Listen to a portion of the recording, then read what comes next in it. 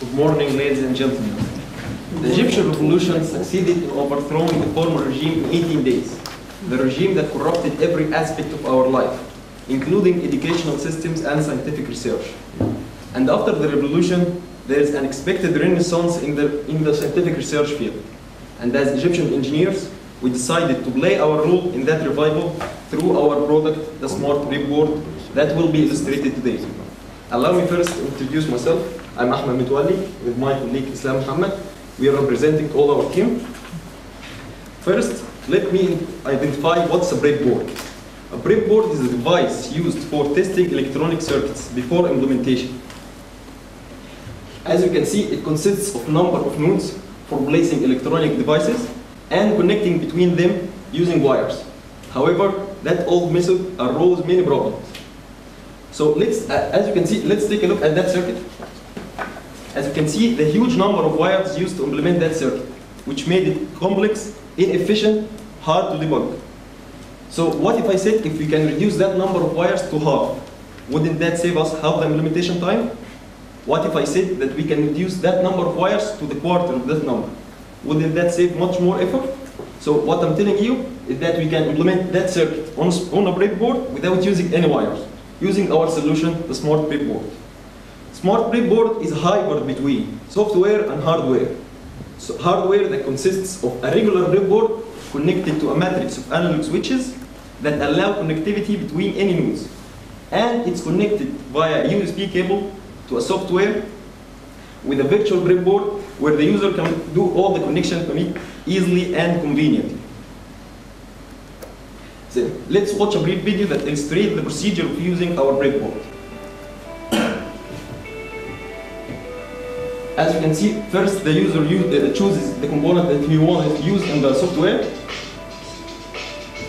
After placing the component on software, the LED indicators on the hardware tell the user where to place the component. Then the user will continue placing all the components of his circuit.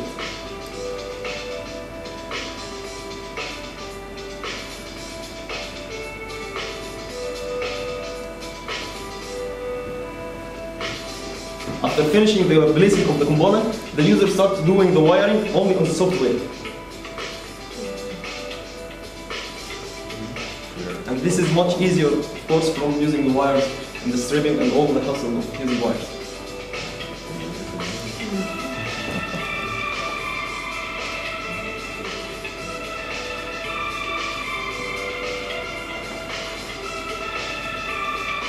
Then the user can see its circuit working.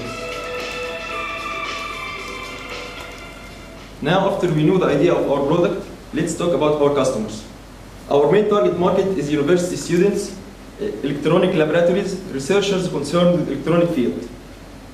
And in order to reach out for that sector of the market, we had a marketing strategy that included launching an event in Cairo University to expose our product and to get feedback, at which we invited students, professors from different universities, and we got great feedback. And we also participated in many competitions and events, including Egyptian Engineering Day, Maker Fair Africa, Innovative Prize for Africa, and Young Innovators Award. Now that we know our idea and all our features, let's talk about our competitive advantages. Maybe you are wondering, why would I need Smart Breadboard? Why would I use Smart Breadboard instead of software simulators? Maybe everybody will think that software simulators is much easier and more convenient.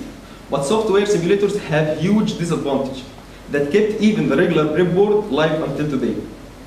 The first is that there's many number of electronic components that can't be simulated.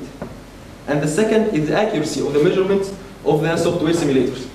So the breakthrough of the Smart Breadboard is that it combines between the easiness of software simulation and the accurate measurement of hardware prototyping, combining two phases of work in only one phase.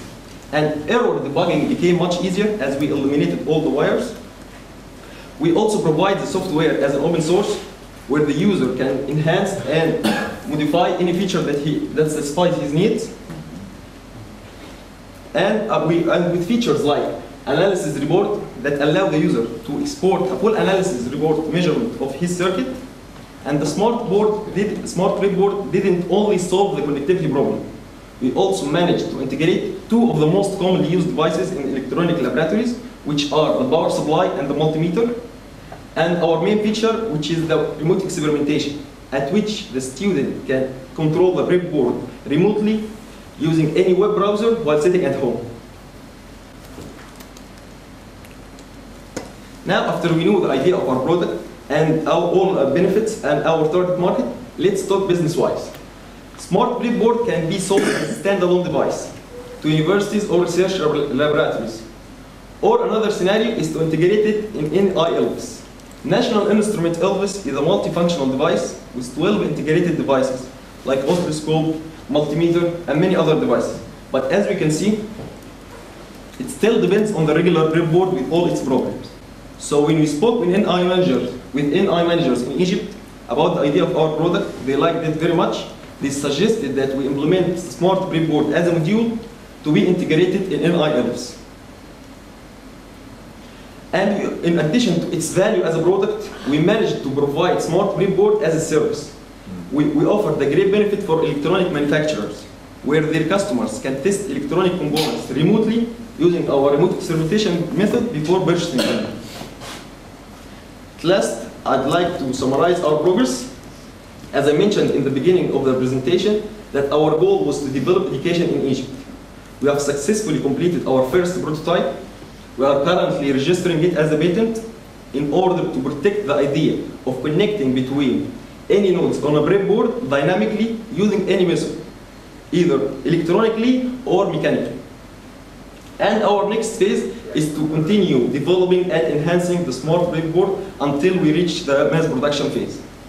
I hope that you enjoyed our presentation. I'd like to answer all your questions. Thank you.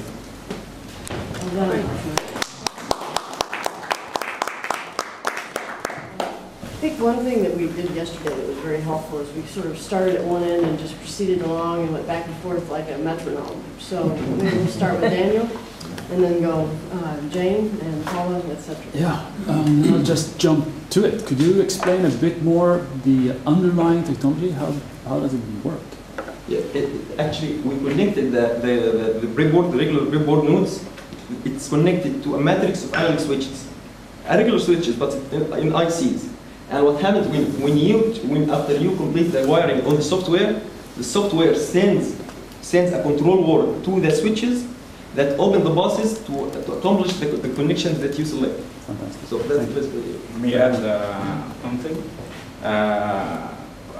After the user has connected all the wiring enters an algorithm we made that maps the points on the virtual breadboard to its real points on the hardware.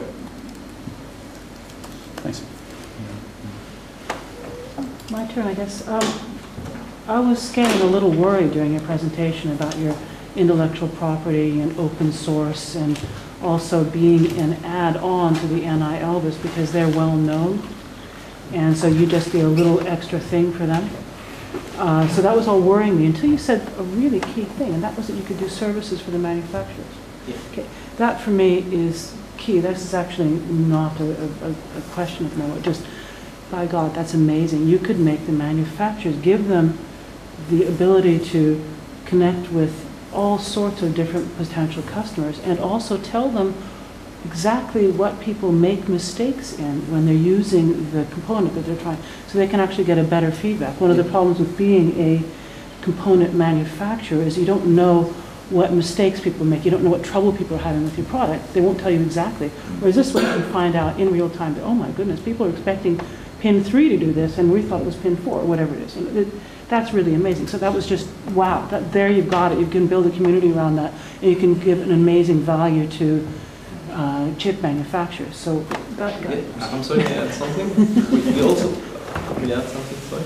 We also provide some, another thing that in Middle East, most of our electronic components we get from outside, shipments. So we always need to test the component before purchasing them. We Like also software trial in the software business. I download a trial. If I like it, I'll buy it. It's the same process. So you're providing that for electronic components where the user can test the electronic components before purchasing them. But also the manufacturer can give their favorite customers, we think it's going to work like this bit. And they can build electronics on a chip that doesn't actually exist yet. Yes. And find it's actually in it, that right there. That was just exciting. Sorry, I will shut up since person's Well, it's very much related because I was worried about the barriers to entry. I was seeing what's the unique point here, but it's the remote controlling, as I wrote down, it's probably that one. And I immediately thought about, SaaS as a testing platform, so it's like crowdsourced, was sort of being crowdsourced testing platform, so you can actually employ a lot of people who don't know what they tested, but if it could be on in a cloud, it's a cloud service, testing stuff. As soon as it's connected, people can start, testing the. When we thought about it, if we implemented it as in universities, the idea is to make a database with the students and give each student a slot of time to use the breadboard. And each student access in his time slot and start do connecting all the circuit and take the measurement while sitting at home. So that was our idea, to make a database where every student has a time slot, not to combine all the students at the same time, but to give every student a time slot to access the breadboard. We think that this will increase the productivity of students and increase the number of experiments during the year. That's it. Yeah, it could be used as crowdsourced testing also, so you just divide it. Okay. And there's one more thing, because I was thinking about the things it's open source. Arduino, because it's also open. Arduino, yes. Could you talk about a little bit, the differences or whatever similarities you have to this? No, our software is we provide our software as an open source. If the customer wants to add another feature or enhance or modify another one, he could do this very easily. Our code is heavily documented, so I think enhancing or adding more features will be very easy to the user. Okay. So competitive edge to for example, to Arduino, it's the what would that be? No, I think we are providing a different service. You can't use our software without using the hardware. So the hardware is still the... Yeah, yes. You still need the hardware to use it. Right. Yeah, I think this is great. I have a couple of questions though. The scalability of this breadboard, I mean, can you scale it out? Is there any limitations? I also see that you have for instance, if you want to try different integrated arrays or different configurations of newer components, have you thought of that? Yeah, we have thought that. We have two stages to improve scalability. The first stage is to increase the number of nodes in the breadboard itself, and the second stage is to add an extension feature where I can connect a smart breadboard with another smart breadboard to extend. Okay. In order to achieve the first thing, the first solution, we are currently in the process of designing an IC to integrate all the switches in only one IC, so that we can reduce the size of the breadboard, and that will allow us to use the free space to place more nodes. And the second scenario is much easier to add to interface that can be connected to any other smart breadboard and allow the user to extend his breadboard. Okay. So is there any standards in this area that you're particularly following or for the communication outside the board? You mean that the connectivity method that we are going to use? Yes. Between we thought of two scenarios. The first one is to connect between the breadboards with a cable, like a parallel cable, to extend up to 8 points. The other solution, but it will be valid only for digital circuits. To connect as a smart breadboard with a computer, and another smart breadboard with a computer, and use computer networks to scan the voltage on one node and transfer it to the other breadboard. Okay, thank you. I'd like to revisit the question on limits. Are there any practical limits to the number of components you can put on one breadboard? No, it's only limited to the size of the breadboard, Okay. but there is no other limitation. Okay. And how flexible is the association of a particular point on the breadboard and the software representation of that? In other words, if I get everything loaded on this breadboard and then I realize that I've put one component in the wrong place, what's involved in making those changes of the associations for the software and the hardware? That's why we provided the lead indicators. As we have seen in the video, that the user first places the component in the software, and after placing the component in the software, there is a lead indicator. There is a lead indicator, as you can see, that will allow the user that will tell the user where to place his component exactly, so that he makes no errors. So, however, the number that we use in electronic components in the breadboard and the software, there will be no. You've answered my question. The patent was filed where? In Egypt. In Egypt. Now we filed it in Egypt.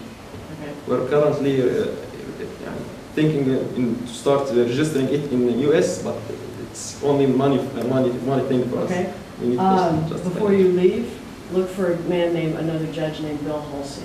build. He can help you with that. At least help you understand how you can do that earlier. And the patent itself covers what? Yeah, it's covered the idea of connecting between breadboard nodes using any method. When we first started to think about a method to connect the nodes, we had so many solutions like relays, transistors, even switches, multiplexers, FPGAs. We thought about many scenarios, but every solution of those had a drawback. So when we were writing our patent, we wrote every solution that we found to protect it.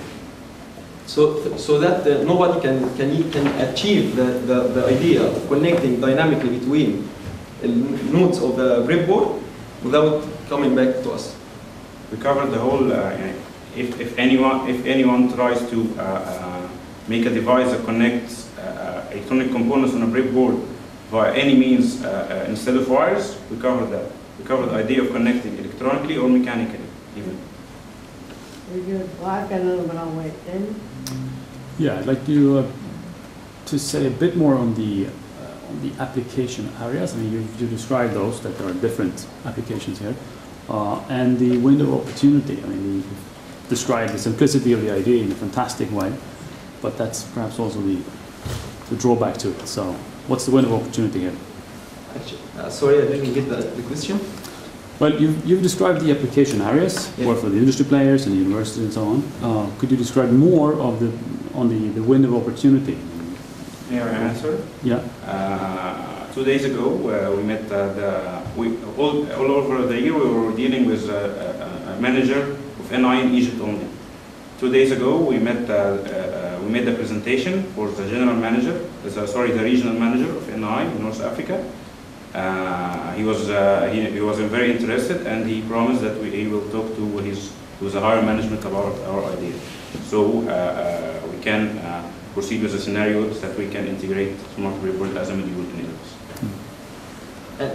I'm sorry to interrupt, but we have a great advantage in NI, because NI Elbis modules, each module costs about $3,000, but our module will cost only $300. Estimated yet. So it will be a great difference, and it will be a great advantage for us. Are you replacing the Elvis? No, we are integrating. It's a module integrated in Elbis. Okay, but be careful then when you're answering this question, because your unit costs $300, the Elvis costs $3,000. No, but you're not talking about replacing Elvis. No. The Elbis device costs around $3,000. Each module for signal processing, there's many modules. You can put it in Elbis. These modules ranges from average of $3,000 or $2,000 more. So per module. Yeah, yes. Yeah. Okay. So our module is estimated to be $300, not even thousands. So it will Elbis depends on a software called LabVIEW, where the user can control all the device and the 12 other integrated devices in it. So, but he still uses must connect between electronic components using wires. What we made is he doesn't need to make wires at all. He will use the 12 integrated devices and connect between them using his personal computer. He won't be needing any wires. So each module on a Novus is average $3,000? Yes. And you're proposing to add a module that will cost $300? Yes. There will be some software integration that will be required between your software and the lab view. Yeah, that's right. Sorry. Thank you, Daniel.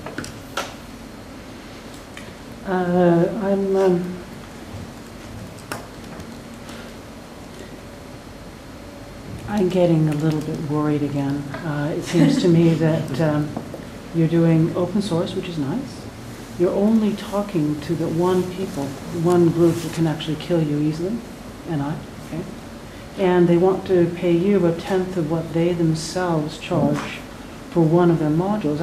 If in a school situation, there might be, I don't know, 5 or 10 modules, so you're selling these things for $30,000 or $40,000, right? And you're going to get 300. That's very strange. No, it's 300 is... Is always the consumer price, so you'll get about 30. Yeah. Okay. Yes. I think you might want to rethink of it. Okay? What is the value that you're actually providing to the customer? That's one bit that I get worried about, because it seems to me you are being led down a garden path. The other thing I think that I would like to encourage you to think about is the fact that the component manufacturers have some power here. And you can help the component manufacturers quite a bit by feeding back to them what people are doing with their components, both what they use them for and what mistakes they're making, what they're trying to use them for, and then picking them out and replacing them with. That information is extremely important and valuable to a manufacturer. And that would be something you could sell as well, information to the manufacturers. Okay? Another thing, we're not planning to sign a contract exclusively with National Instruments. So it's a case that... Then you need to have a lot of alternatives. You should never, when negotiating these sorts of things, only be negotiating with one, because they will tie you up in knots, okay? At least have some alternatives so you can stand up straight and say, well, actually, no, thank you. I'll be going to the next meeting now. That's right. All right.